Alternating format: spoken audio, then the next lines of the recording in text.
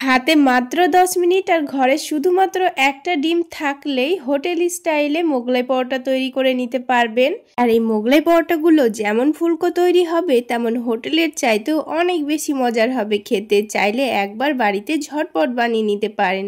আসসালামু আলাইকুম বন্ধুরা, কিচেন বাঙালিয়ানা চ্যানেলে আপনাদের সবাইকে স্বাগত জানাই। তো এই মোগলাই পরোটাগুলো তৈরি করে নেওয়ার জন্য সবার প্রথমে আমি এখানে 1 কাপ পরিমাণ ময়দা নিয়ে নিচ্ছি। আপনারা চাইলে ময়দার পরিমাণ কমিয়ে অথবা বাড়িয়েও নিতে পারেন। এবার এখানে স্বাদ মতো লবণ দিয়ে দিচ্ছি আর একটু করে চিনিও দিয়ে দিচ্ছি। চিনি দিলে কিন্তু পরোটাগুলো খেতে দারুণ লাগবে। আর 2 চামচ মতো সয়াবিন তেল দিয়ে দিচ্ছি। এবার সব কিছুকে একটু ভালোভাবে মিশিয়ে নিতে হবে। তেলটাকে একটু ময়দার সঙ্গে ভালোভাবে মিশিয়ে নিতে হবে। তারপর যখন এটা মুঠো করব তখন খুব সুন্দর এরকম দলা পাকিয়ে আসছে। তো ময়দাটা খুব সুন্দর ময়ান দিয়ে নেওয়া হয়ে গেছে।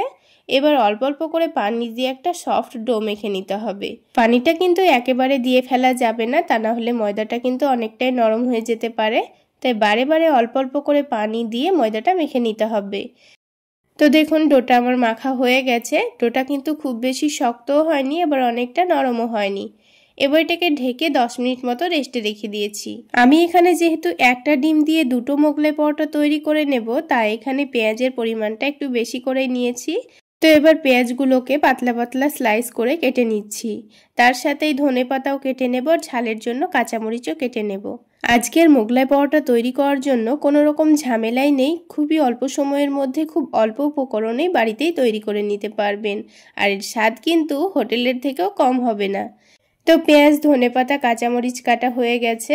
এবার এখানে স্বাদ মতো লবণ দিয়ে দিচ্ছি আর তার সাথেই চাট মশলা দিয়ে দেব।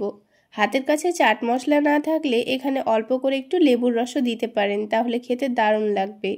প্রথমেই চাট মশলা, লবণ দিয়ে সব কিছু একসঙ্গে ভালোভাবে মাখিয়ে নিতে হবে। দিয়ে যখন পেঁয়াজটা নরম হয়ে যাবে তখন এখানে একটা ডিম দিয়ে দেব। আমি এখানে একটা ডিম দিয়েই কিন্তু দুটো মোগলাই পরোটা তৈরি করব, তবে আপনারা চাইলে দুটো ডিমও দিতে পারেন। একটা ডিম দিয়েও কিন্তু দুটো মোগলাই পরোটা খুব সুন্দর তৈরি হয়েছে আর খেতেও কিন্তু দারুণ হয়েছে। তো দেখুন ডোটা কিন্তু 10 মিনিট রেস্টে রাখার পর আগের থেকে অনেকটাই নরম হয়ে গেছে। আর ডোটাকে এরকমই অবশ্যই একটু রেস্টে রাখতে হবে, তাহলে কিছুক্ষণ পর এরকমভাবে একটু মেখে নিলে দেখবেন খুব সুন্দর ডোটা সফট হয়ে যাবে। এবার আমি এটাকে 2 ভাগে ভাগ করে নিয়েছি। তারপর এটাকে হাতের তালুতে ঘুরিয়ে ঘুরিয়ে সফট করে একটা করে লই তৈরি করে রেডি করে রাখবো। তো দেখুন দুটো লই কিন্তু আমার তৈরি করা হয়ে গেছে। এবার পরোটাগুলো তৈরি করার পালা। তার জন্য অল্প করে একটু ময়দা ছড়িয়ে দিয়ে এবার একটু মোটা রেখে রুটিটাকে বেলে নেব আর একটু বড় করে বেলে নেব। খুব বেশি পাতলা করে রুটিটা বেলতে হবে না, হালকা একটু মোটা রেখে রুটিটাকে বেলে নিতে হবে। তো দেখুন আপনারা দেখে নিশ্চয়ই বুঝতে পারছেন আমি একটু মোটা রেখে রুটিটাকে বেলে নিয়েছি। এবার যে ডিম পেঁয়াজের মিশ্রণটা রেডি করে রেখেছিলাম সেখান থেকে অর্ধেকটা পরিমাণ দিয়ে দেব। দিয়ে রুটির চারিদিকে গোল করে ছড়িয়ে দিতে হবে। তো দেখুন বন্ধুরা পেঁয়াজের মিশ্রণটা পাতলা করে ছড়িয়ে দেওয়া হয়ে গেছে। এবার এটাকে চৌকো শেপে যেভাবে মোগলাই পরোটা তৈরি করার জন্য ভাঁজ করে নেয় সেভাবে ভাঁজ করে নিতে হবে। আর আরও একটা কাজ করে নিতে হবে, ভেতর থেকে অল্প করে একটু ডিমের মিশ্রণটা নিয়ে আমি একটু চারিদিকে ছড়িয়ে দিচ্ছি, তাহলে পরোটাটা ভাজার সময় কিন্তু খুলে আসবে না। আপনারা দেখে নিশ্চয়ই বুঝতে পারছেন আমি কিন্তু অল্প অল্প করে ডিম নিয়ে চারিদিকে দিয়ে দিচ্ছি। করে পরোটাটা কিন্তু খুব সহজেই সেটে যাবে, একটুও খুলবে না। তো দুই দিকটা আবারও খুব ভালো করে চেপে বন্ধ করে দিয়েছি। তো একটা মোগলাই পরোটা কিন্তু আমাদের রেডি করা হয়ে গেল। এবার এটাকে ভেজে নেব। তো দেখুন প্যানের মধ্যে পরিমাণ মতো তেল দিয়ে দিচ্ছি। তেলটাকে হালকা গরম করে নিতে হবে, খুব বেশি হালকাও যেন না হয় আর অতিরিক্ত গরমও না হয়। এই পর্যায়ে পরোটাটা তেলের মধ্যে দিয়ে একটু উল্টে পাল্টে ঘুরিয়ে ঘুরিয়ে ভেজে নিতে হবে। আর খুব সুন্দর কালার চলে আসলে গ্যাসের ফ্লেমটা এবার লোতে করে দিয়ে একটু সময় নিয়ে ভেজে নেবেন, তাহলে পরোটাটা কিন্তু অনেকটাই ফুলকো তৈরি হবে আর অনেকটা ক্রিস্পিও তৈরি হবে। আর ভেতরের কাঁচা ডিমটাও কিন্তু খুব সুন্দরভাবে সেদ্ধ হয়ে যাবে আর খেতেও ভালো লাগবে।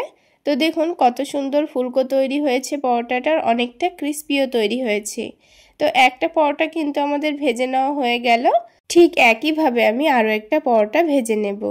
তেলের মধ্যে দেওয়ার পর দেখুন হালকা কালার চলে আসলেই উল্টে দিয়েছি। আর উল্টে পাল্টে গ্যাসের ফ্লেমটা লোতে করে দিয়ে একটু সময় নিয়ে ভেজে নিতে হবে। তো ঠিক একইভাবে আরও একটা পরোটা আমি ভেজে নিয়েছি। তো দেখুন ফুলকো ফুলকো অনেকটা ক্রিস্পি, হোটেলের থেকেও অনেক বেশি সুস্বাদু মোগলাই পরোটা খুব সহজেই তৈরি করা হয়ে গেল। শুধুমাত্র একটা ডিম দিয়েই পরিবারের সকলের জন্য মোগলাই পরোটা কিন্তু রেডি। ভেতরটাও দেখুন কত সুন্দর সেদ্ধ হয়ে গেছে। এবার আমি মোগলাই পরোটাগুলোকে টমেটো সসের সঙ্গে পরিবেশন করে নিচ্ছি। তো বন্ধুরা, আজকের মোগলাই পরোটা আপনাদের কেমন লাগলো অবশ্যই কমেন্ট করে জানাবেন। সেই সাথে একটি লাইক আর শেয়ার করতে ভুলবেন না। আর চ্যানেলে নতুন বন্ধু হয়ে থাকলে চ্যানেলটি সাবস্ক্রাইব করে পাশেই থাকবেন। তাহলে আজকে এই পর্যন্তই। সকলে অনেক বেশি ভালো থাকবেন, সুস্থ থাকবেন।